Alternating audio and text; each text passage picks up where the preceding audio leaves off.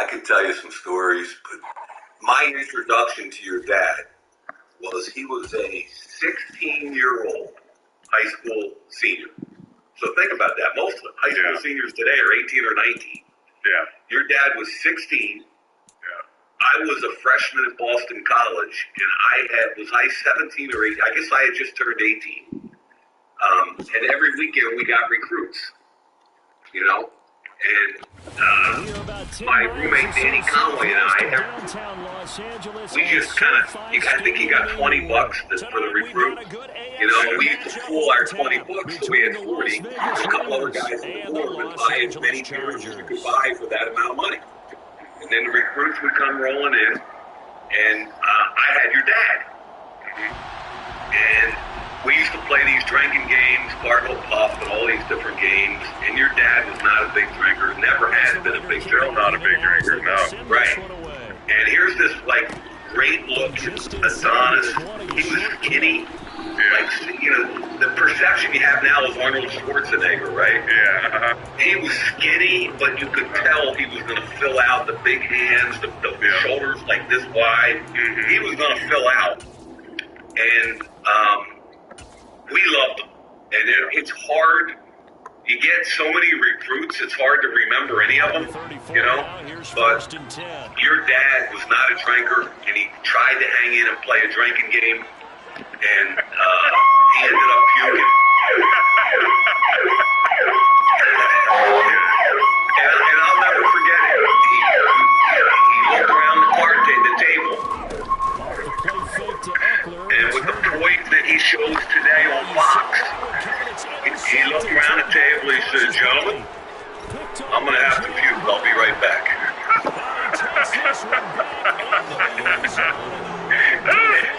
And he stood up and basically ran to the communal shower in our dorm, his guts out, came back in, and started to play the game again. Oh, good. At that point, he became a cult hero. Good. So this is because he had told me, listen, I didn't go to BC because they wanted me to be a guard, but maybe it was alcohol poisoning. It could have been that. And the other story I heard, which maybe you can fill in with the family, it's kind of, I don't know if they want him to play guard or not, but you know where your dad grew up, and it was in the midst of all the busing crisis, the racism in Boston. And I think his grandma took him out in the burbs his last year in high school, right? Is that right? Yeah, that's right. Yeah, got him out of Charlestown. Yeah, and I think, and again, you got to confirm it with Pops, but part of what I remember is that the family didn't want him in the Boston area for college because there was too much going on from Charlestown and all that kind of shit. And I think initially he verbally agreed to go to BC, but obviously ended up in Villanova, and I always understood it was because the family was trying to get him to a quote safe place. Yeah. I think that definitely had something to do with it. You know, Charlestown was rough, and him getting out of the city was like, it was almost like an emergency with his family situation and with everything going on. So yeah, he could have been a BC Eagle. You guys could have been teammates, but you remain close to this day. And I know when I texted him last night that you were coming on the show, he was hyped. And he told me to prompt you for a couple stories, but you miss it? Are you missing things, man? Like, this is your first draft. When we talked the other day, you were like, I was like, I want you to come on. You were like, I'd love to come on. I'm not really keeping up with the draft right now, so I'm not going to be able to be my normal Mike Mayock, tell me who's got the bubble butts and who's got the ankle flexion.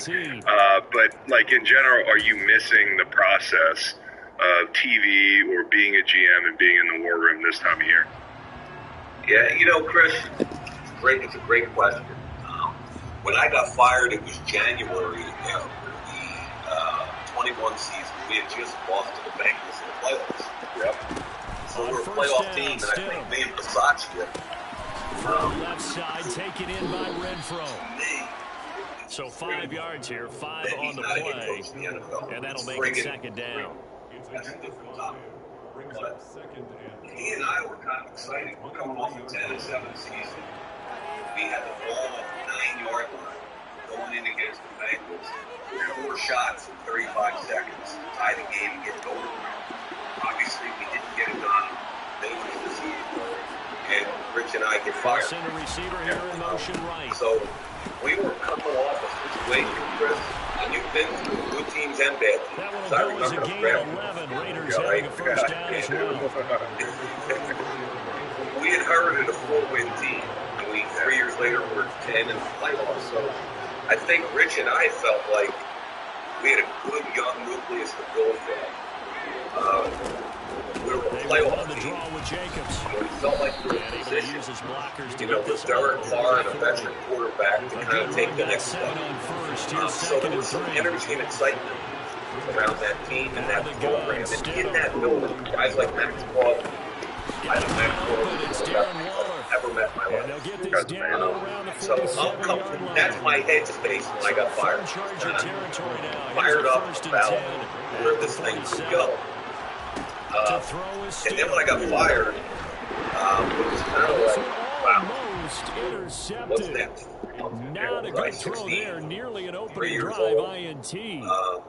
Nice progress down the field. Was halted by that incompletion. They could try for some safe yards here to get like things 7 moving days again, a week. or keep throwing it and pushing 15 it hours downfield a day. and try and You pick don't up get a every day yard. off. Even when you do have a day off, you pass don't on have first down. That leads to a 2nd and 10. I looked like shit. I felt like shit. Back I to the wasn't running working out game with enough. Jacobs.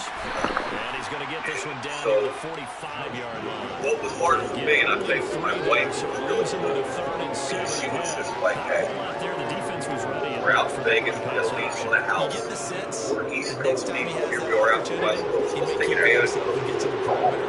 Probably And we flew to Hawaii, all right? We went to Napa Valley.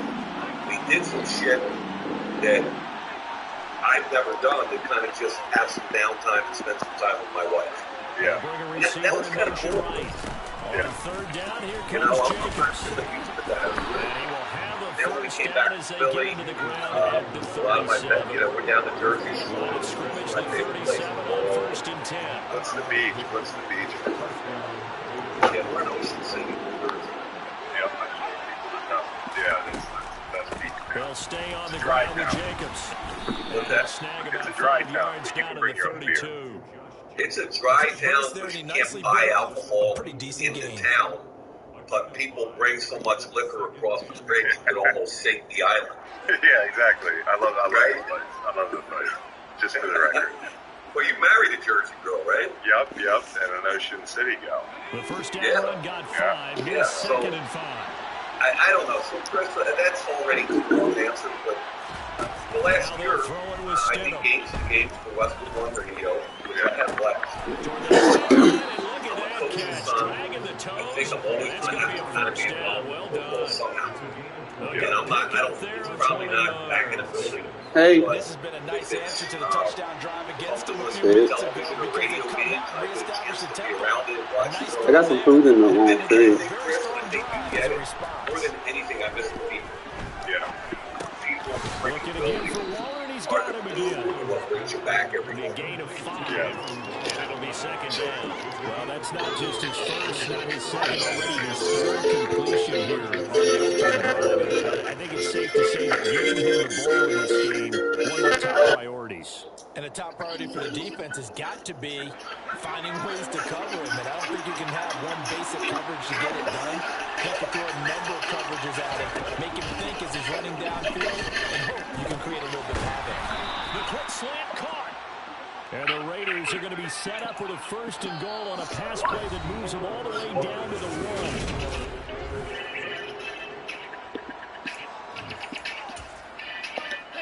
Want the speed to finally defeat your mortal enemy? Oh, there he is! I won! Only Spectrum gives you Speed Boost for the fastest wireless speeds in the palm of your hand. Now only $29.99, and your next line is free. Only with Spectrum Mobile. But if it's Jacobs will take this one in for a Vegas touchdown. He had the option to hand that football off. I think it's safe to say that he made the right decision. That was a heck of a run. It certainly was, and when you mentioned the option, most people think the quarterback's not going to keep the ball. You know, in the NFL, that's usually not going to be what's today like? I mean, what's the thing about today that people don't realize? For me, it was kind of like the haze in the barn. You stacked the board, probably finalized the board last weekend. You got your top coaches and scouts with you over the weekend, stacking the board, getting yourself where you want to be. And for me, yesterday and today was about trying to clear headspace and trying to get a couple workouts in, trying to get a couple good nights sleep in, because mentally you got to be on top of your game, moving up, moving down. What are you doing on your draft board? And I think, ironically, what helped me a little bit with the draft board was my time at NFL Network. Right. Because you kind of had to wear the hat of all 32 GMs. Yes. And I did it for 18 years. And different GMs had different roadmaps to what they like to do. So I felt like I had a pretty good idea of what type of player typically goes in certain spots. Yeah. And which GMs are open to moving up and back and which aren't. Yeah. So I had a lot of fun. What I found, Chris, and I didn't know heading into it, I had a lot of fun draft weekend just because there's so much pressure. And you get a phone call or you make a phone call and you're on the clock, and that deal is going to get done or not get done in the next 2 minutes. Yeah. It's the ultimate poker game, right? It's a charge, and if you're a personnel guy, not a coach, if you're on the personnel side, draft weekend is kind of your Super Bowl. Mm-hmm. And I've taken a lot of heat about some of the first-round picks, and that's cool. I get it. But I love draft weekend every year. Yeah. How much, I mean, you definitely had some really good picks, and then, obviously every GM has ones that they're like, yeah, I want that one back. What's the division of labor with you and, say, John when he was there as far as making certain picks? Like, do you guys split it? Do you guys negotiate? Is there like, a trump card that John can put down because he's the head coach and just the nature of how he was? Or how does that work? Well, every team's different. Yeah. And the dynamic in the building is different. Yeah. Most teams, the GM will have, quote, final say. Yeah. And the main reason for that, Chris, is a head coach, most head coaches can't see past Sunday. Yeah. And I'm talking about next Sunday, right? I mean, they have to win. They have to win now or they get fired. Mm-hmm. And justifiably, that's their attitude. That's what it should be. I want to friggin' win now. Yeah. GM's job is a little bit more of a big picture situation, especially when you filter in salary cap and the best use of your money. Every team's owner has a different cash position in the world, and that affects how you manage your cap. And I'd like to give you an example. One of the things John and I fought on the most is that we had a certain way we had to handle our salary cap because Mark Davis, prior to getting to Vegas, didn't have a whole lot of ready available cash. Right. Yeah. So if you're the Rams, and you want to go out and trade draft picks and go get a bunch of free agents, the way you can do that, to oversimplify, is you can give a guy, you can give Chris Long $30 million guaranteed. Oh, sounds good. Dude, that would have been a pay cut for you.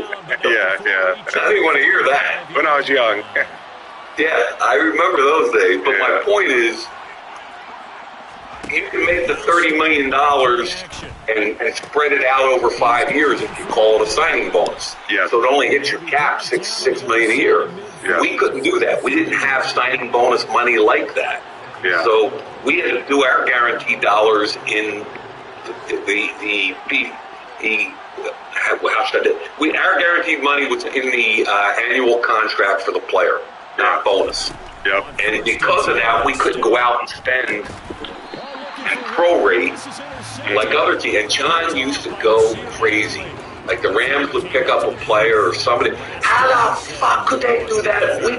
Like he would go friggin' nuts. Yeah. And it was every week of every year. And I'd be like, John, you know, that's what it is. It's a different structure. And to his credit, he just wanted good players, like every other head coach. So, the dynamic with John and I mean, most buildings is GM has last say. Our building was John had last say. And that's okay. We butted heads, which I think is healthy.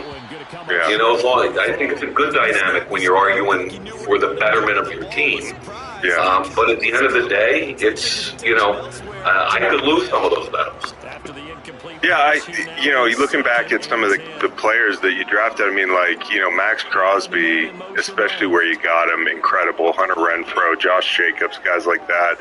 I know Leatherwood was probably more of a Gruden guy, but I think it's an interesting question I wanted to ask you is, because I don't hear GMs do it a lot, is like, hey, listen, when you missed on a guy, it happens. It's fucking hard. It's like, look at everybody's mock draft every year. If you think you can do it, try that on for size. But like, a Farrell or something, when you look back at that, and I don't want to necessarily single him out, but do you know pretty quickly that you're like, damn, you know what, he's not the player I was hoping he was? Like, at what point in camp?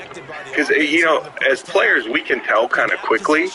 We see the ceiling, we see some of the deficiencies, maybe some of the incompatibilities that it would have been hard to project coming from college to the pros. How quickly do you know that? And then when you go back and look at the process, are you able to pinpoint where you maybe were a little bit off? Yeah. A couple days after I get fired, I talked to Bill Polian. Yeah. Who's a Hall of Fame GM. Yeah. He got fired. His career. Everybody gets fired in football. I just wanted to ask him some advice how to deal with it. Yeah. I pulled up a notebook with his advice. One of the things he said is, you need to take a step back and write down everything you did for 3 years. Everything you did well, everything you did poorly, you didn't learn. You got to be honest, which is kind of where you're coming from. Yeah. The whole Cleve thing, Cleve was my guy. Yeah. The coaching staff really wanted a defensive lineman. They were picking number 4 that year in 2019. Yeah. And I knew the first 3 picks were going to be Kyler Murray 1, Bosa 2 to San Francisco, Quinn Williams 3 to the Jets. And then 4. 14 yards is the Chris, I'm telling you, the morning of the first round, I called John Lynch and tried to move up to 2. That would have made it easier. Well, Right. Also, it's funny because you probably saw Steve Kine the other day was on a show and was talking about Bosa being chirping in the building. Bosa was great. We all loved him. And he told me that a variation of what he told Kine. He was leaving our building after the 30 visit. And I said, Nick, we'll pick at 4. You're not going to be there. He said, well, then you need to move the fuck up, don't you? I like that. And I loved him. He was a little bit chirpy and a little bit cocky, but in a good way. Yeah. And we did. We tried to move up to the 2. We didn't get him. We tried to move up to 3 to get Quinn Williams. Jets said no. I tried to trade down. Fans always say, well, just move down. Well, you need a friggin' partner. Yeah. So we tried to trade down with everybody, and nobody wanted to come up to 4. And I kind of told John the day before the draft that was what was going to happen. We're going to be sitting at 4, not being able to move. Here was my take on Clee, Chris, and obviously I was wrong. I was hoping, I think I told you this once, but I'm not sure. I was hoping that Clee Farrell could become Chris Long. Right. Yeah. Okay. Yeah, you did mention that, I even, after his first or second year, I even put together a Chris Long clip. Once again, they'll go from the 23. We're back in the tape, and I found your first 2 years. Yeah. And I want to say your first 2 years, you probably had a total of 7, 8, 9 sacks. Yeah, it was like 9 or 10. Yeah. Okay. Clee had, I think, 4.5 the first year and 2 the second year. Yep. And I put a Chris Long reel together. Yeah. And I brought Clee in my office, and I was just like, Clee, this was my comp for you. Yeah. And I want you to see a couple things here. I want you to see, number one, that this is a guy that didn't come in the league and have 14 sacks year one. 4 year one. Yeah. Okay, you had 4 year one. Damn, homie, quit. Okay?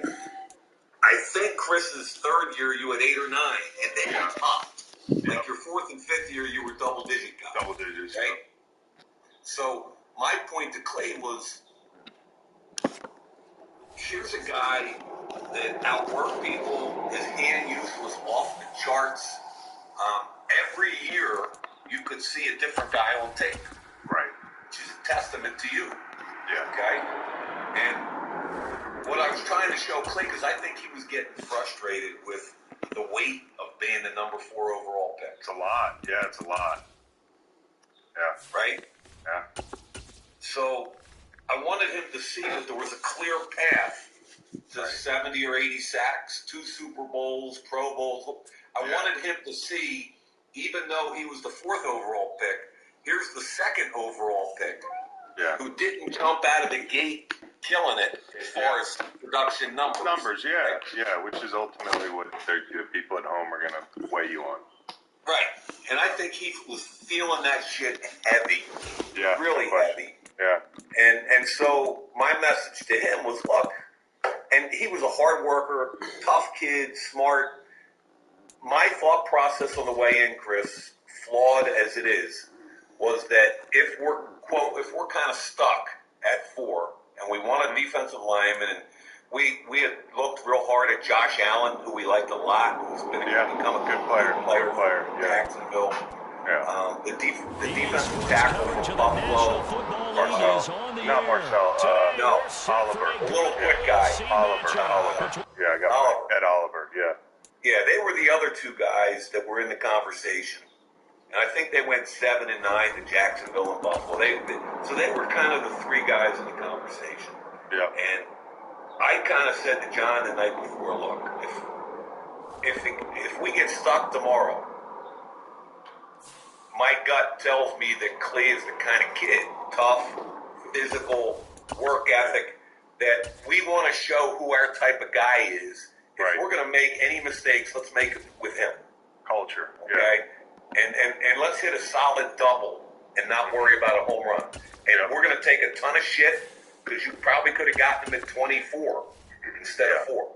Yeah. Okay? But let's understand that going in, and let's agree that he's our kind of guy and we're going to build him. Yeah. And obviously, I love Clee, and I'll defend Clee the person until I die. Yeah. But obviously, to this point in his career, he hasn't been that guy. Yeah. Well, it's a hard thing. I mean, like, so many little physical evaluations that seem like Sports coverage of the National Football League when you is get up on to the the next air. level, whether it's like arm length or like a little bit of ankle flexion or a little bit of hip mobility or whatever, it just doesn't project the same. I think defensive ends one of the toughest positions. Pass rush is a really tough position. And then you have the issue like this year. I know you're not paying attention, but This the will be kid fielded protecting inside sack the 5. is like this avatar of a guy, right? He's got all this ability, and then you've got Anderson at Bama, who's more polished. And you kind of have to make that decision. So, like, do you take the upside or you take the quote-unquote safe pick? And that's a tough deal. And then, that year in the draft, what probably made it even harder for Clee was that was And his first look is incomplete. That certainly appeared to be a play call where they were just trying to make second down, second and short. I think they thought the coverage was off a little bit more than it was. Nice job Like pressing up on it and forcing the incompletion. got your guy. So now 2nd and 10 after the incompletion on first down. From the gun, it's Wilson. Well, he tries to force it in, and it's intercepted. Picked up by Mahomes. The Raiders are going to take possession on the football. We can buy a football out of that trade. Yeah, not exactly. It's pretty obvious. The beauty, though, is it's happening early. Right? If But they don't Josh panic, they don't Jacobs, compound this if problem, you had Josh they got a and long way to go Clean and a played chance like to get back Max, in it. people are going on Line of crazy. scrimmage They got with 37 Pro on and first and 10. Pro Bowl punter, and you know. Anyway, Stidham. Max is one of my Catch is made by Hunter Renfrow. And he'll be marked down at about the 26-yard line. Now Stidham on first down. Back to Renfrow again, complete. And he'll be taken down at about the 22-yard line. Now Stidham on second down. He rifles one that's intercepted. Picked off by DJ Reed. And now off to the races down the right side. And he brings this one back. It's a pick six and a jet touchdown. Well, what a response by that defensive unit, Charles, because they just saw their offense throw the interception. They come out there, not only get an interception of their own, but they take it back for the touchdown. I won't say that because no one wants to hear that, but perhaps in early case of anything you can do, I can do better between these defenses. A lot of people came expect the offense to light this game up, but so far, the defenses are still in the show. So they throw the pick six. They'll get another shot at it now as this one's in the air. we had a big advantage. A couple yards deep, he'll bring it out of the end zone. And they'll be backed up to start this drive as he's taken down right around the 15. The offense for Las Vegas about set to begin the drive. They'll begin on the ground with Jacobs. And the big boys up front, they're going to stop him right at the line. Officially nothing on that last run. They'll try again, second and 10. Once again, it's Jacobs. And he's taken down, but not before he gets this across the 25-yard line. Here's Jacobs on first and 10. And that to the 30. It'll be second down. Good credit to the defense for stringing that play out, and they gave up no cutback at it. You know you're trying to go through. No place for him to go. A nice job there, only giving up a 3-yard gain. We knew there was some stuff we were going to have to probably face and manage. And to Max's credit, he went to rehab. I can say all this because he went all the way. Yeah, he's talked about it, yeah. And I can't tell you how many times the guy walked in my office and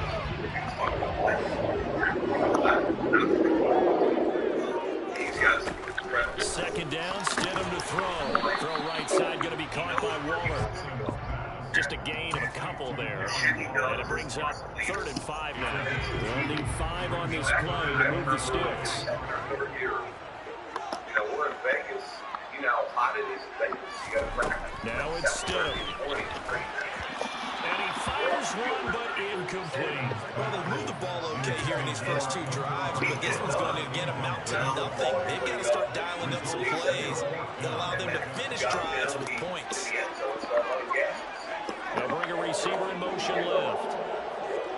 He's not saying a word to anybody. He's jogging down the end of the field. He's running gas. And then Fourth down, here's Stidham. And they'll hit him as he throws, as this one's going to go straight down to the turf. Incomplete. Boy, a curious decision to go for it. Doesn't pan out. And that will force a turnover on downs. From the 32 now, here's 1st and 10.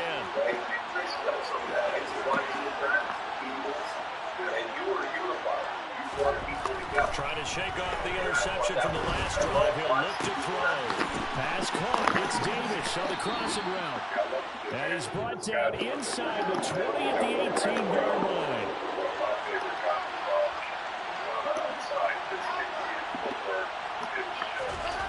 They'll throw on first down with Wilson. Right back to Davis. It's complete. And he's down inside the 5 at the 4 before he's out of bounds. This duo locked in, 14 yards there, and a first down. And remember, this drive started off following the turnover, and they've taken no time working their way down the short field. A nice connection there, and now they're looking at a first and goal. And he's in. Touchdown, Jets. James Robinson taking it in from 4 yards out. And the Jets have taken a 2-touchdown lead now. So it takes them just 3 plays here to find the end zone. And you remember, of course, this was all set up by their defense. Yeah, they got the stop on 4th down, so I imagine the offense said to their defense, thank you very much for this great starting field position. And like you said, 3 plays later, they're in the end zone. Zerline connects on the extra point, and that'll make the score 14-0.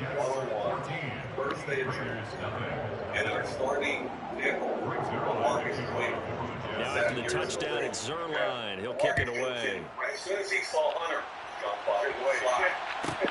This will be fielded inside the 5. And some good special teams coverage as they bring him down just outside of the 15. That's that. Same shit. The Las Vegas offense ready to start this next drive. They've been outplayed early, no question. Down 14-0 already as they come up 1st and 10. Throw left side, taken in by Renfro. Getting this to the 32. Well, it started at the 16, and that's how many yards they get. First down. They'll bring a receiver in motion right. Here's Jacobs from the gun. A nice run there, 9 yards, and it'll be second down. It changes his game based on the way he's being covered. It's unbelievable. Instead of the throw. So, As far as Adams, he's got it on the crossing route. And all of a sudden, 14-0 he gets out there against the Marcus and spreads. Just different kind of move, different kind of hand usage. Shreds them. This offense finding its legs now. Here's another 1st and 10. Start shooting at LaMarcus, getting the dipshit. From the gun at Stidham. And he can't wait to get in and cover Toward the sideline, and look at that. That's going to be a first down. And everybody's watching there as the drive will continue. So in-jet territory now. Here's 1st and 10 at the 34. To throw is Stidham. It's caught here by Adams. They find some open field here. And they're going to be set up down around the 15-yard line.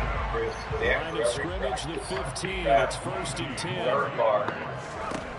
For the red zone now, they'll look to throw. He goes right back to Adams. That's complete. Touchdown, Raiders. Devontae Adams. 15-yard touchdown ground. And the Raiders have come back with a score. Josh McDaniels, he's got faith in his offense, so he's going to have him go for 2. Still going to look to throw for it. For the end zone, but that's going to wind up incomplete. Should have been picked. Probably doesn't matter on a 2-point conversion, but still, as a former DB, you want to grab that ball when you can, don't you? You certainly do, and don't say it, because I know you're thinking it. Don't say it. What am I thinking? You know I know what you're thinking.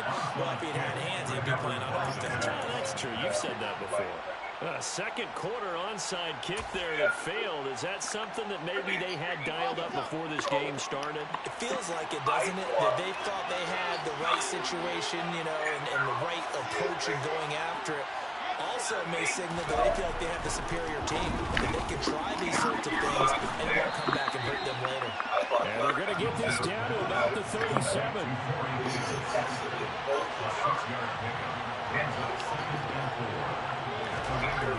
Throwing it on second down. Wilson. And just moving off on the throw there. Down around his feet and incomplete. Well, you most certainly don't want to go 3 and out here and get the football right back because your friend, Old Momentum, he's wondering if he should change sidelines about right now. And if you don't convert here, guess what? He's going to make the trip to the opposite side, and all of a sudden, you got a battle on your hands. And he won't be close to a first down as he runs into a wall right around the line of scrimmage. No gain there on the play, and that's going to leave him with a 4th down. That time on the outside, pretty nice job as a cornerback to shed any would-be blockers and make the tackle. Think about the praise we're giving him, what his coaches are giving, but what about the respect he gets from his teammates to be a complete corner who doesn't just cover receivers, but also tackles ball carriers. He completes that to Garrett Wilson. And he's got room. And he'll go out of bounds inside the 15-yard line. Defensively, a bit of a collapse, allowing the 4th down play to result in 23 yards. And for the 13 now, they work on 1st and 10. That's good. But I took the phone ball, so I knew what his value was at the end of the 21 season. Inside the red zone here, they'll look to throw. Got a man, it's caught. Touchdown, Jets. Tyler Conklin from 13 yards out as his guys are able to extend their lead. You got a man down by the goal line. This is where a tight end earns his money in the high traffic area. And he's able to work free in the middle of the end zone and grabs that one for a touchdown. Throwing there, but this pass is going to wind up incomplete. So we're able to throw it in for 2 from the 2. Let me ask you, as a former DB, what changes there around the goal line on a 2-point conversion as far as how you're defending? You just make sure you never back up and you never retreat. You establish yourself really on the line of scrimmage, put your heels on the goal line at worst, and if they're going to throw the ball, make them throw it over your head because they're going to run out of space because they're back in the end zone. Never let a guy catch one in front of you. At some point, we're going to get it through our heads. Special teams, special teams, special teams. The spark that often wins games. The Raider offense set to get this drive started. Right now, Charles, it just feels like they're trying to keep pace. They did score the touchdown last time out, but they still trail by double digits here. We'll see if this offense is once again up to the task. Yeah, and I think that after the last drive, they've got to be pretty revved up, don't you think? Everything they were doing was working pretty well. They go back out there with the same mindset, put the same tempo, the same pace. Still a lot of time left to make something happen in this one. And some nifty running here as he'll take this across midfield and down to the 47. After Rudy got let go, I think Richie had 12 games left in the season. He went 7-5. They won the last Running straight ahead is Jacobs. And just no chance of turning the corner. He can only get back to the line of scrimmage. 2nd and 10 coming up. Now they'll throw it with Stidham. I thought he did an amazing job galvanizing. And he'll be brought down just shy of 40. A good chance this is 4-down territory if they're unable to convert. But right now looking at a 3rd and 3. Jacobs going to try the middle. And he's able to get the first before he's taken down at the 36. All runs on this drive so far. It's 1st and 10. And motion goes to tight end. Here's a handoff to Jacobs. The linebacker, C.J. Mosley, in on the stop. The run only got a yard. Here's 2nd and 9. Every practice, I got to go down the table. Play action. It's Stidham. I run down. Got a man. It's Darren Waller. And it's going to be another 1st down as the tackle made at the Jets' 13-yard line. The Raiders going to use one of their timeouts as they'll stop the clock with 24 seconds to go in this 1st half. In motion comes the tight end left. On the handoff, this is Jacobs. And he is in. Touchdown, Raiders.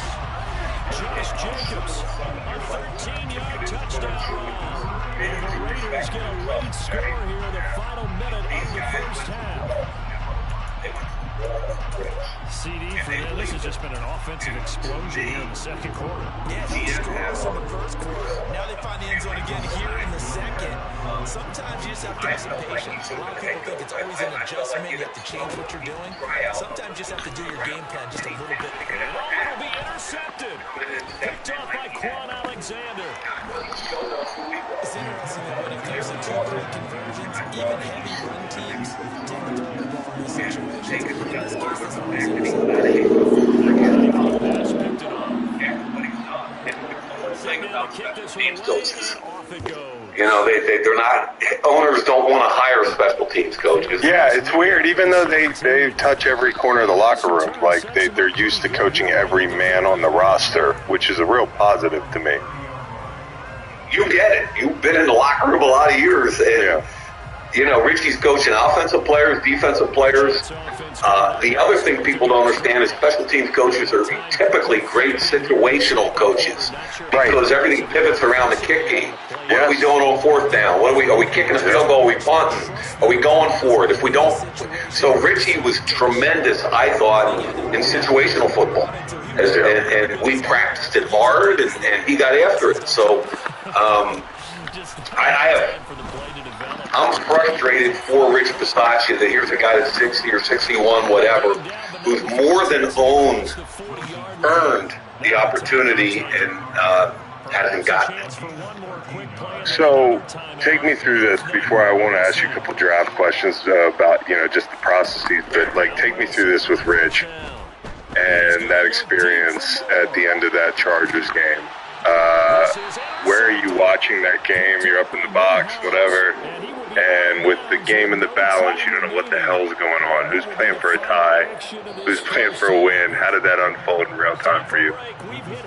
You got to understand, like, outside of playing, which is the best. The next best is to be in the building as part of a team. And every freaking game, I'm a little bit of a control freak. Yeah. You can ask my wife, you can ask my kids. Sitting up in a box is hard for me. Yeah. Because I can't control anything. Yeah. And I will sit there, I'm taking notes for 3 hours because I can't do anything about it. But you're so nervous that you basically puke in your mouth about 10 times a game. Yeah. You do. Yeah. Right? I mean, and that's the beauty of it is you can't replicate that selling commercial real estate, which I did for 18 years. I know. I heard that. I didn't even know that. Right? So, that Charger game, I've never felt anything like that in my friggin' life. Like, so, if we tie or win, we're in. Yeah. Right? But different ramifications as to who we would play. Yeah. If we tied, I think we're going to Kansas City. Yeah. If we win, we're probably going to Cincinnati. Yeah. Right? So in the back of my mind is, number one, obviously I just want to be in. Number two, I'd rather go to Cincinnati. Yeah, because that was the whole, was that the year that y'all stopped on, I blame it on Will Compton, when y'all stopped on the fucking logo there? I know it wasn't Will, I think it was unique, but was that the year that y'all stopped on the logo at Arrowhead? That was really... Oh, it was after. Okay, it was the year after, I think. Well, either way, I'm not trying to go to Arrowhead after that. The year before, we did a lap around Arrowhead after we beat them in Arrowhead. We did a lap in the buses. Yeah, in the buses. Beeping the horn. And I'm like, oh, really? You cooler heads here. I'm going, really? How does that directive get put? Like, is it John being like, hey, bus drivers, take them for a lap? Like, is that what it is? Because he's the guy who can control the fleet of Quicks buses. Yeah, John's sitting right up there in that first seat. Oh, take a lap. That's not you. And you gotta love John for it because if John's gonna do it, he's gonna do it loud. He wasn't sneaking around the stadium. They're hogging the horn. He was telling the guy to beat the horn and screaming and yelling and. You know, so we left there making noise. Yeah. And I'm sitting there going, this is really going to come back and bite us. Oh, shit, they're in our division. I forgot. So, Will Compton is another funny story just because... Tell me a Will Compton story, yes. I had to cut Will like 3 times in 2 weeks. What's cool about it each time? He was so awesome. And he and Bisaccia love each other. Yeah. Like, we were getting ready to play Cincinnati in the playoff game, I think it was, and I had to cut him again. I needed a spot, right? Not loud. He comes into my office. He's like, really? We going to do this again?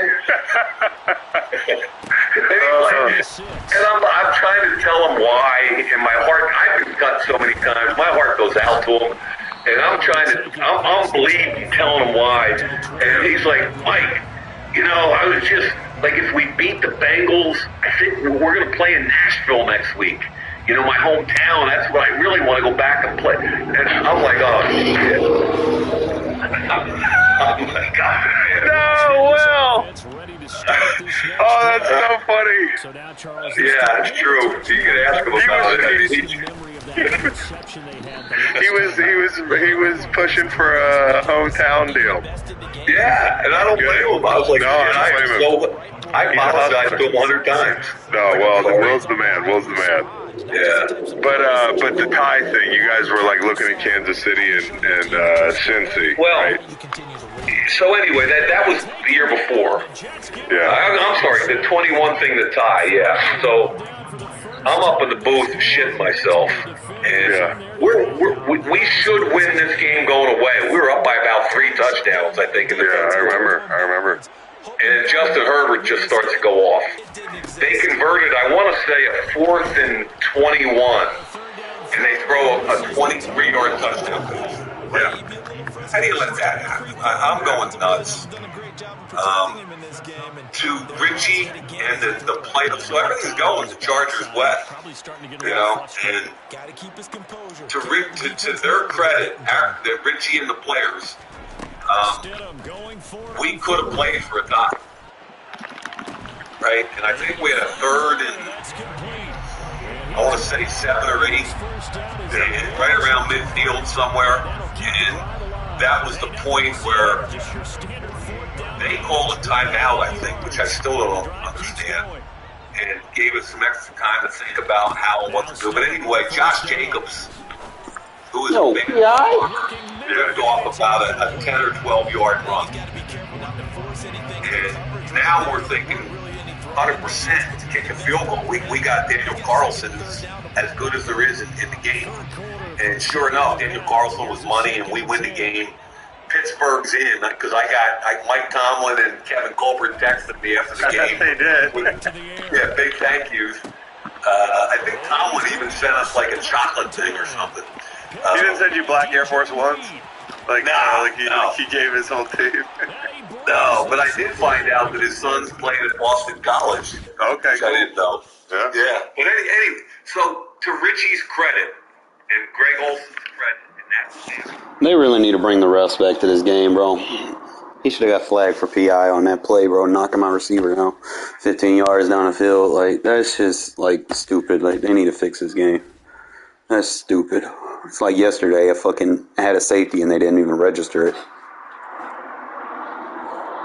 It's like, if you're going to bring a football game, you need to bring everything that comes with it. The flags, the challenges, the refs. You can't just have backyard football on there. Like, you can't be like, oh, we have the license for the only NFL team, and you can't even put the fucking rules in the game. Like, Jesus.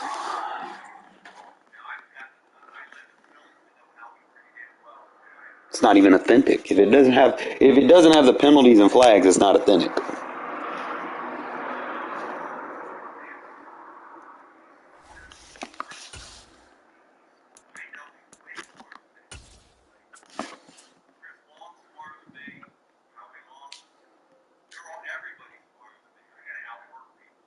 EA Sports coverage of the National Football League is on the air. Today, we're set for a good AFC matchup between the Kansas City Chiefs and the Las Vegas Raiders.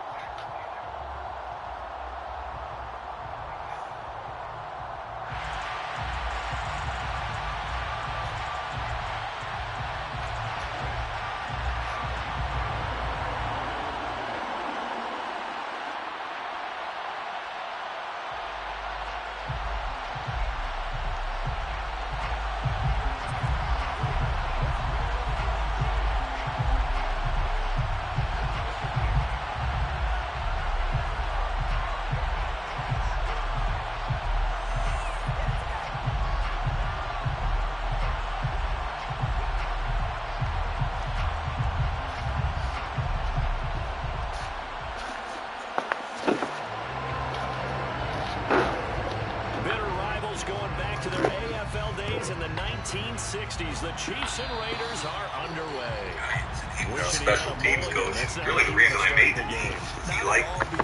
So we've been friends for a lot of years, so we could talk. But Bill's tough. Bill's tough. Bill's always looking for an edge. And over the years, he's gotten it. He's earned it. Yeah. You know, I'm not going to lie to you. If you answer the phone and Bill wants to talk to Triggy, you want to talk about puking in your mouth. There was some of that. There was some of that for me too. It's like the old-time guy and a guy I was looked up to, and I'm like, holy shit, don't take my pass one-on-one. He wants to play one-on-one. Yeah, right? Yeah, it's scary. And the way Howie comes at you is Howie's smart. He's always touching base. During training, hey man, how you doing, man? Listen, I just want to do a deal with you this year, man. I just want to do a deal with you. What do you think, man? Let's do it. Let's do a deal. Like, somehow we got to figure out a way to make a deal, man. And then he'll call back, you know, so that's in training. And all the GMs all talk prior to the 53-man cut and stuff. Like, you're trying to get something for nothing. You know, you're going to cut a guy. You're trying to get a 7th-round pick or something. So you're always talking. And then during the season, hey, man, I'm just checking in. How you doing, man? Yeah. You know, trade deadline coming up in a few weeks, man. We got anything? We want to talk. That's how we, and I love him. There's a different flavor for sure than Bill. That's so fucking funny. I mean, it's actually a pretty good impression. I mean, it's pretty damn good. It's like you've been on the phone with him a bunch. I'm not good at that shit. That's pretty good, though. What do you think about the way the media gets involved here? Like, you know, you've been on the media side of things. On the ground, it's Jacobs to You've been start a GM. He'll be hit You know, like CJ Stroud's going through it right now where people are kind of like, not to give you all the context, I know you're not paying that close attention, but, you know, there's some negative, yeah, he missed the Manning passing camp, there's questions about this. You see it every year, and I know that there's play behind the scenes with teams and sort of media members. Do you think it's right that they should be able to do this, and then, you know, like, how does that usually go down? Yeah, I mean, the way it goes down is that the media, the information guys, Schefter, Rappaport, They'll give to Jacobs running right. their stock in trade is to trade information. Hey, I heard this. What do you got? Right? And because as a GM, you have two choices. You can either play the game or not. Right. And I knew the game inside out because of coming from the media, and I chose not to play it. Yeah. And so I didn't use those guys to get information out. I barely even talked to those guys. A lot of GMs and head coaches, and I'm not saying it's wrong. As a matter of fact, it's probably smart to use somebody else to get a message out. Yeah. Right? Especially with trades and guys moving up or down or whatever. So yeah, there's a lot of people that are putting information out there for their own vested interests. I texted Daniel Jeremiah yesterday, who I'm really good friends with. He worked for 3 NFL teams, and I think he's the best draft analyst out there. He's terrific. I think he's terrific. I agree. And I just texted him yesterday, good luck and whatever. And I was like, you know, get a workout in, blah, blah, blah. And I said, and listen, you know, just don't listen to anybody because they're all lying. Don't worry about chasing ghosts. It's too late. You've already done all the work. Everybody's lying. Get a workout, get a sleep, and just be fresh. Because everybody's bullshitting right now anyway. And they are. It's all bullshit right now. And, you know, C.J. Stroud will probably end up going 2 or 3 anyway. Yeah, I figure that's how it probably shakes out. My last thing here, you know, every year there's these combine questions that come out that like, they're really asking these people this stuff. There's one I need an answer to, though. When you guys are asking guys if they're a dog or a cat, can we talk this out here, Mike? What are you looking for? Do you looking for the dog or the cat, and why? First of all, I never asked that freaking question. It's the dumbest thing I've ever heard. I don't know, because there's an answer. I think there's a right answer. Well, if I can go back to my 1981 draft when I went the 10th round. Yeah. No, if somebody asked me that when I was 21 or 22 years old, I probably would have just said I'm a dog because I want to go after the people and I want to be a passive cat sitting in the corner. Yeah, well, I know, but that's a misconception about cats. They're aggressive as fuck. They also don't answer to anybody, which is scary for a coach and GM if a guy says cat. But I feel like a cat guy, he's more of a dog. A dog ultimately is following marching orders. You know, he's a good soldier. Maybe it depends on the position. So are you telling me that you're a cat guy? I don't like cats, but I might be more of a cat than a dog. Oh, yeah, well, I don't know. See, there we go. See, we're in the meeting. This is good. Tell me this. Okay, so tell me this. I've never gotten to, my wife hates cats.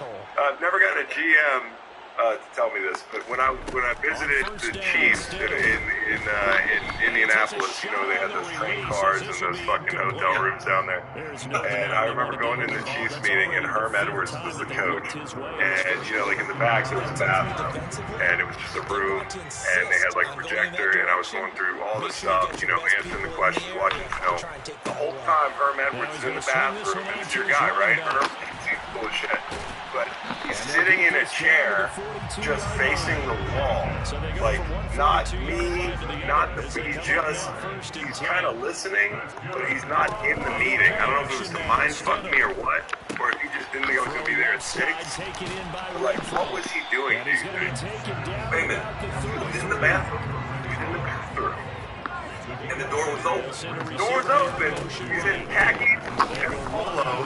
He's sitting in his fucking chair, like he's in detention. And he's just kind of like looking off. You know, like he might look in the room every now and again.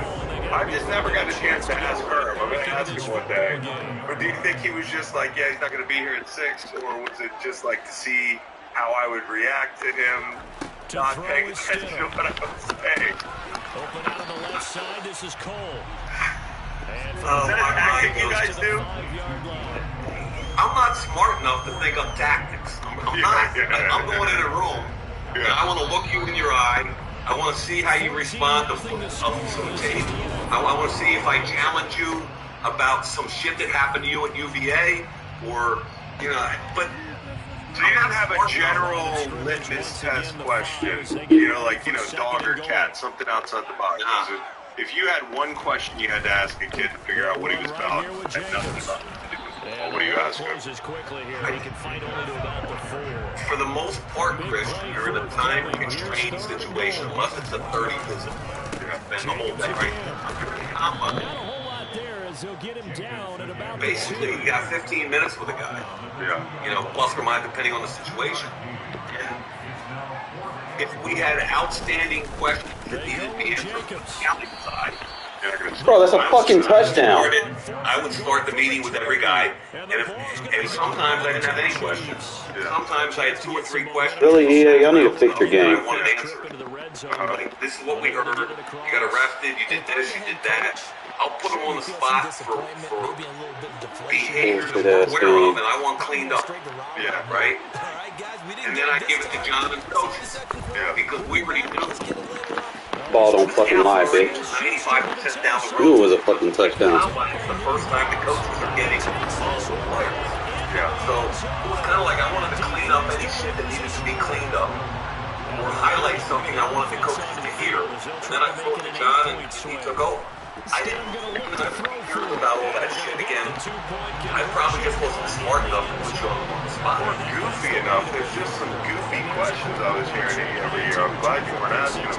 So I'll leave you with this. This is the question that we would ask you if you were interviewing the work at Greenlight. Mike Mayhawk, it's a very important question. We've debated it a lot over the years here. You know, lemon lime Gatorade? What color is that Gatorade? What? What color is the lemon lime Gatorade, Mike? It's like urine yellow. I don't know if he's off our board. It's green. It's green, Mike. It's not the original 11-line game rate that came out in 1970-something. I got certain producers say yellow, certain to say green. We had this whole debate in class. It's still raging right now. But you know what? You failed that part of the interview. But the rest of the interview was great. I appreciate you. It's good to catch up with you, man. And you look well. And hopefully we get beer soon, dude. I would love that. And you need to say hi to all the long. Everything. The ones that love your mom and dad. Please make sure they know that. Okay? Yeah, I sure will. See you in Ocean City, buddy. You got it. Thanks, Chris. Listen to the full podcast on Spotify, Apple Podcasts, and other podcast streaming platforms. Wherever you want to get the podcast, you can get the podcast. It's pretty simple. New episodes every Monday, Wednesday, and Friday. Don't forget to like and subscribe for more content. Podcasts get pretty long. This is a real pain.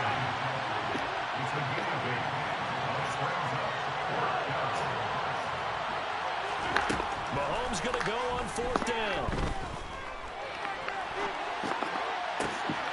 Man open, that's Marquez Valdez. Just shoot around for that hop. He's going to get this all the way down inside the 35. So the big play changes the complexion of things. Here's 1st and 10 just outside the 30.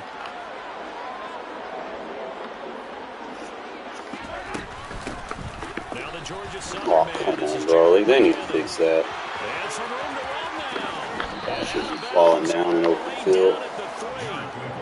31 yards there and a 1st down. Just a terrific run there, Charles, from a running back who is so compact and powerful, and that strength was on display there. And as a former defender, I can tell you with certainty, those are the ones that have you losing sleep at night. I would not like to be in that film room on Tuesday going over. Really, yeah. Just a pretty poor effort defensively, and it leads to a big play. And you can see the distance traveled there after the initial contact in the next-gen stats. They'll get 2 out of that run, and it's going to bring up a 2nd and goal.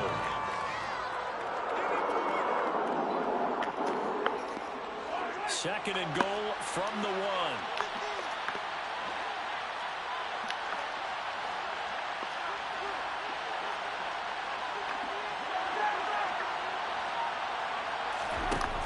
Mahomes now to throw. But that should be offensive PI. Mahomes hitting his favorite target, Travis Push off. on the touchdown pass. And they're able to add on to their advantage. Butker now to add the extra point. He knocks it through, and he extends the lead to 21-8. I don't even put the refs in this game, bro. Now after the touchdown, here's Butker on to kick it away. A fairly short kick from the 14. And he'll take it a yard or so past the 20, call it the 21.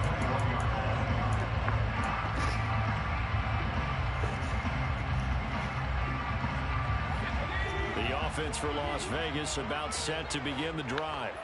And last time, they had it 4th and goal, rolled the dice, didn't get it. Now they've got to put that behind them, try to put together another drive. Hey, a simple tip of the cap, a nod of the head to the defense. Congratulations, you got us last time, but you didn't hold us the whole time. We got down in position. We were able to be in position to score. Let's go ahead and attack again. Continue to have that kind of confidence. Now worry about the one play that didn't allow them to get into the end zone. This time they'll be trying to get it into the end zone. We'll see what they do. They'll throw on 1st down with Stidham. Got a man open. It's Darren Waller. And he has a big gain inside the 40 before being dropped. Back-to-back good plays have him on the move on 1st down.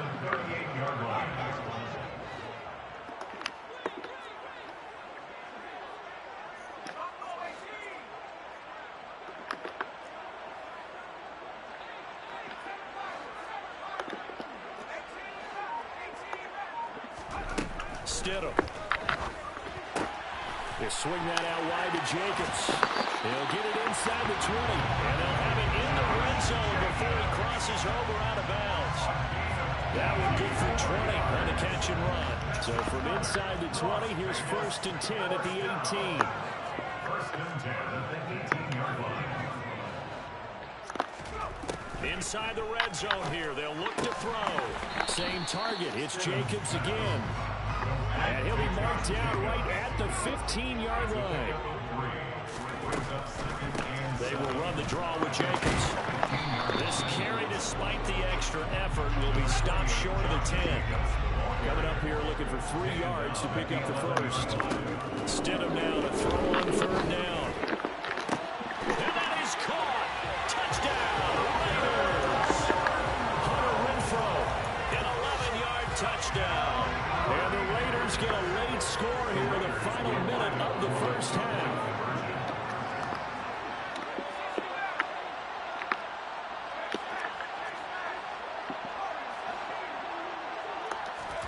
They'll try and throw for it. And he's got it for the 2-point conversion.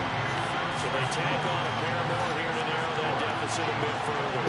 So 2 successful 2-point tries now for them. And you know what it does? It gives you a boost, a huge one for your team because, hey, you're dominating them now. They can't stop you either scoring touchdowns or 2-point conversions. But how about the defense? You don't know what to do at this stage. You can't stop them in any direction. And he's up across the 25 and down at the 28.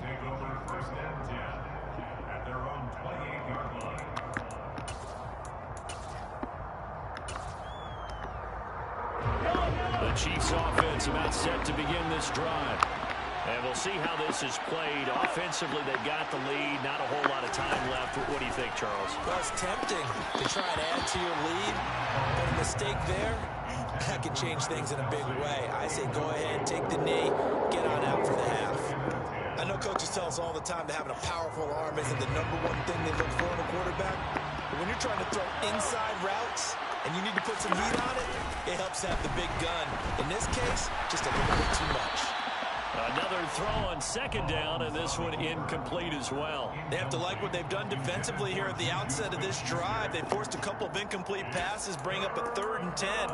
Don't be surprised to bring a little pressure on this snap. So back-to-back incompletions, and that has them staring at a 3rd and 10. They go play action. Now Mahomes rolling to his right. It's Kelsey on the ground. And he's going to be out of bounds right at midfield. Give him 22 there on the 3rd down conversion. We often hear the phrase sure-handed tight ends, and he certainly fits into that category. Plus, he's got a quarterback who knows to look his way when they need a big pickup. And on this play, he finds it for the first down. He finds McKinnon complete. And he'll be brought down inside the 40-yard line. The Chiefs now going to use the first of their timeouts as they stop it with 16 seconds to go in half number 1. Play action. Now it's Mahomes. Complete. The tight end, Kelsey. But he is out of bounds, but not before he's inside the 30. Back-to-back nice plays, 12 yards that time and a first down. A lot of tight ends just use their size and their strength, try to occupy some space and kind of body people away and catch the football. But not this guy. He's a refined route runner. Makes me wonder if he took some dance classes in his background. We got to get that, bro. Kelsey. Touchdown, Kansas City. Travis Kelsey on his way to a monster game. 3 first-half touchdowns. And the Chiefs will extend their lead here just before halftime.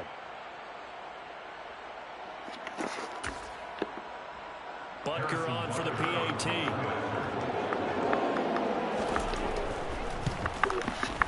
And this one gives his guys a 12-point lead. Makes the score. Chiefs 48, Raiders 16. Harrison Butker to kick off for Kansas City.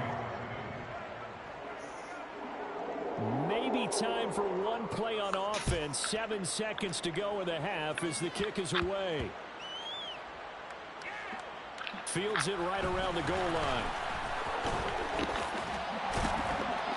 And good coverage there on special teams as they'll get him down shy of the 20. So a teammate picking him up there, that was nearly disaster. And the way that you coach these things, you want to make sure you have eyes towards the return guy because you want to make sure that the catch is secured. A lot of teams do that. They have at least one guy. Okay, you're responsible for making sure he secures the catch. He's not always the one that makes the recovery, but he can always sound out the alarm. Hey, ball's on the ground. We've got to get it back. Escaping the pressure right. Okay, throwing in, bro. And that'll do it for the end of the second quarter. This is the NFL, and it's on EA Sports.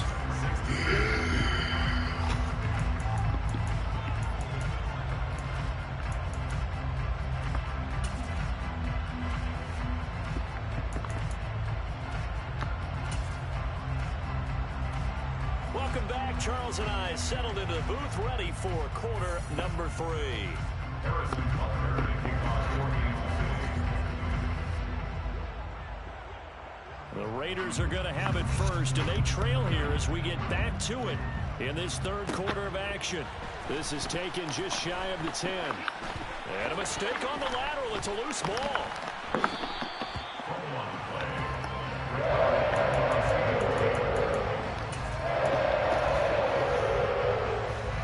Las Vegas offense ready to start this next drive.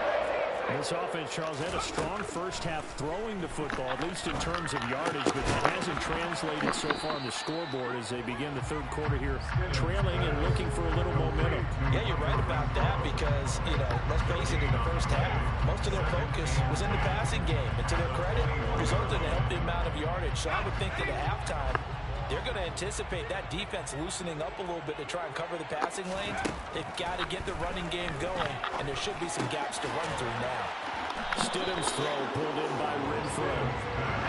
This offense in desperate need of a conversion as they come up on third down. Stidham.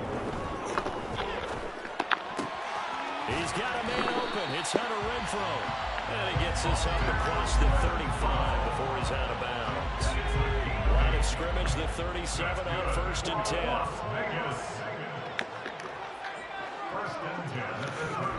Stidham will throw again. The open man here, Renfro. So the completion good for just 3. And it'll be second down. Here's Jacobs. And slow going there as he'll only get a yard, maybe, up to the 41. They are in need of 6 yards here if they hope to move the chains. Play action. It's Stidham. PI. Flag. That will be incomplete. Certainly looked like someone was very confident in his ability to fit that one in. I would say he was overconfident because there wasn't a whole lot of separation there. Had that one covered pretty well downfield and knocked it away. 4th down. Here's Stidham. He's going to find and complete it to Renfro. So it's a fucking first down. It's going to be close. The defense says they stopped him. Broken ass game. So certainly an interesting call there to go for it. And the Chiefs will have the football back in excellent field position. On 1st down now, run with McKinnon. And he's going to take this ahead for right around 3 yards, but no more than that. 2nd down. Not a big run on the first play of the drive, but that doesn't necessarily mean it was a bad play. Sometimes you're just trying to settle in, get your guys a little bit of contact, and get things moving. Now a throw here to his running back. And he's going to be taken down right at the 40-yard line. In motion, the tight end, Kelsey.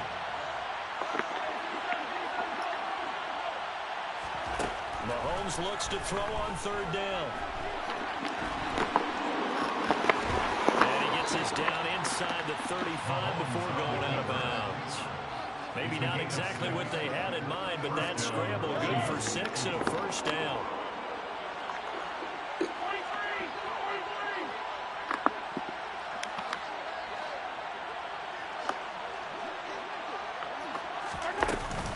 From the gun, they will run with McKinnon. 40 yards rushing for him now at this point. 6 yards on that last play. Here's 2nd and 4.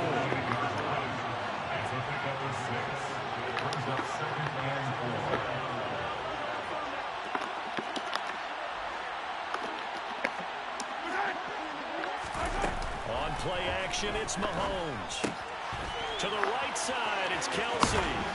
And they're going to get this down inside the 20. So here's a 1st and 10 now, down inside the 20.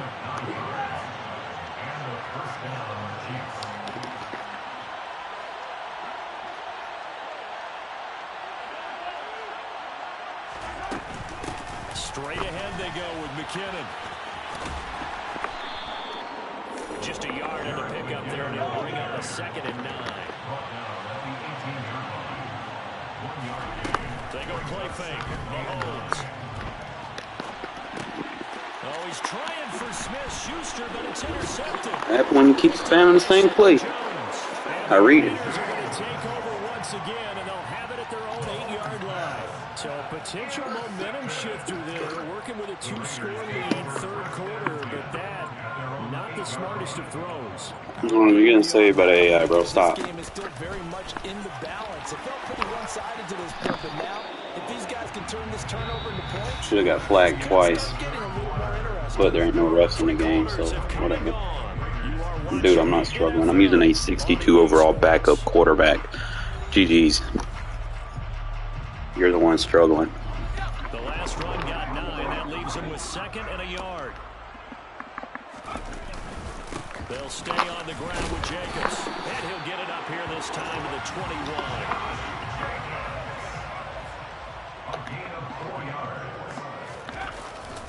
Here's Jacobs on 1st and 10 to about the 23. Ball at the 23, 2nd and 8. Running in with Jacobs. And he'll wind up losing yardage here back at the 21-yard line. The Raiders on 3rd down. They've hit it 50%, 3 of 6 to this point. This is 3rd and 9. Counter play with Jacobs. And this will not get close to the 1st down marker as he's brought down at the 26. Call it a gain of 5. 4th down now. Well, look at the clock. You're down 2 scores. Have to go for this, don't you? and they thought that as soon as they took over possession. It didn't matter where they were on the field. They were always going to be in 4-down territory. Backed up, in good situation, it didn't matter.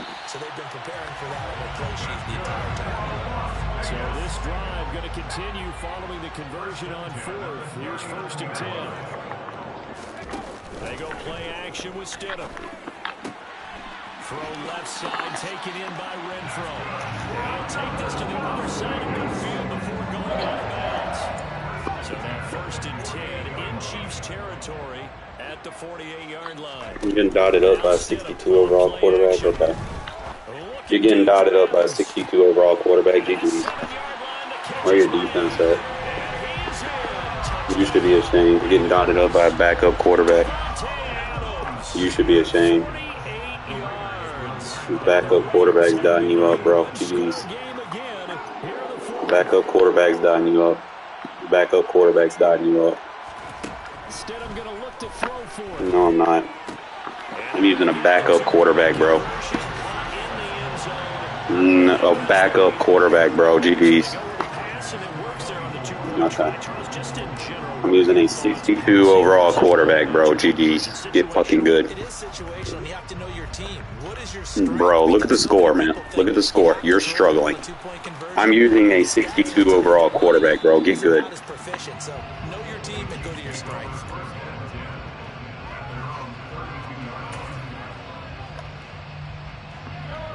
The Chiefs offense about set to begin this drive. They've been asleep for a little while on this side of the football, Charles, and the score is just a one-score game now. Haven't had any points this half. What gives? Let's go old school here. All right, let's get back to the basics. Get back to running the football, high-percentage throws. Find the guys that eat pressure and make plays for you, and make sure they touch it. 52 yards rushing for him now. Thank you. Just 6 carries to this point. I have to chuckle to myself a little Thank bit, you. Brandon, because right now, I could be in that huddle with that offensive Thank you. line. I know exactly what they're saying. If you call a pass Thank play you. here, we're going to call a timeout. Run the football. We've got control of this thing.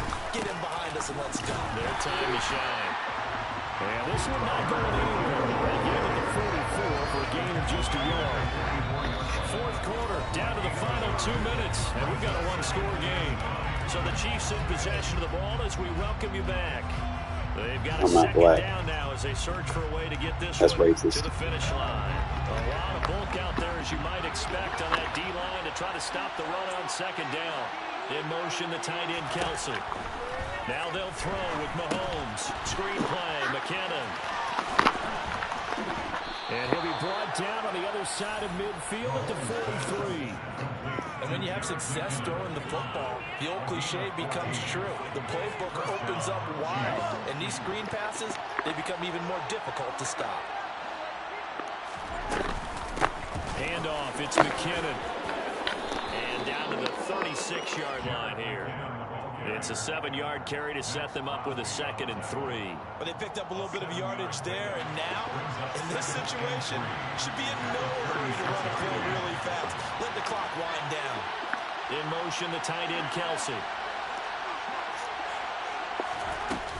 2nd down, McKinnon. And he gets it down to the 32. 4 yards the pickup, 1st down. Most of their damage has been done through the air. I mean, they've run the ball 3 times with passing touchdowns, but guess what? Ground game has not been neglected. Nice little burst right there. On 1st down, they'll go to the ground attack. A pretty decent gain on the tough run before he's brought down at the 25. If nothing else, they've already taken a couple minutes off the clock here already as they come up 2nd down. And this won't be enough to pick up the 1st. A gain of 2, 3rd and 1. The Raiders going to use one of their timeouts as the clock stops with 23 seconds to go in the game. 9th play coming up here on this drive. This is 3rd and a yard. One back in the backfield, he'll get the carry. And he is going to have the 1st down, and that is going to suck the life right out of this crowd.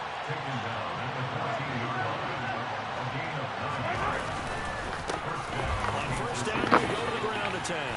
And the stop will come inside the I wouldn't brag, bro. You won by 4 points with fucking Pat Mahomes versus like a backup quarterback. Come on, bro. It'd be one thing, you know, if I had like a God squad or whatever. But, like, you don't talk trash when you're barely beating a backup team. You think to yourself, okay, they've got something working here. They know what they're doing. They'll continue that along. But instead, it's goose eggs in the second And they should have called PI on him in the first half. I don't know if there was going to be a highlight for it, but...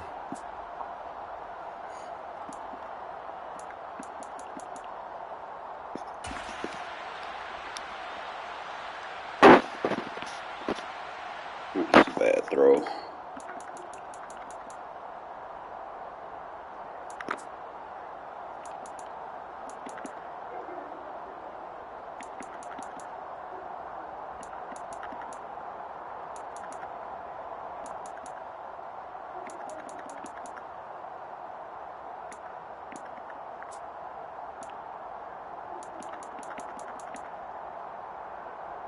Yeah, they don't even have the highlight for it. It was that play right there where he just got to push off. I think he had an offensive PI too. And they didn't call it. I'm trying to remember. I think it was like I want to say it's the 2-point. Was it a 2-point conversion? Or was it his touchdown pass? I think it was this one. He got to push off. Yeah, that's a push off.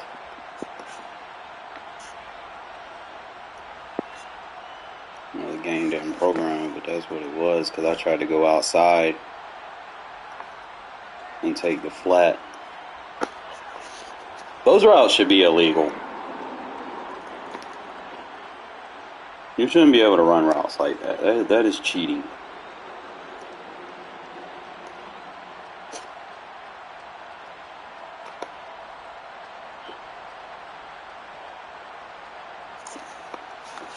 Be able to just run a flat and then have a guy run into him to glitch the coverage. That's cheating. It's a rub route. It's illegal. However you look at it. Bring the refs back to the game. Fix this shit. They bring the refs back and they get more strict on certain things that you can do on offense. The game would be so much better because people be trying to cheese and glitch, you know. But it is what it is, man. Hopefully, like I said, next year we get a clean slate. We get a new product. They don't copy paste it. Jesus fucking Christ if they do that, bro. We're doomed. I'm going to take a breather. I'm going to play some other games, get my head right. We'll be back later on.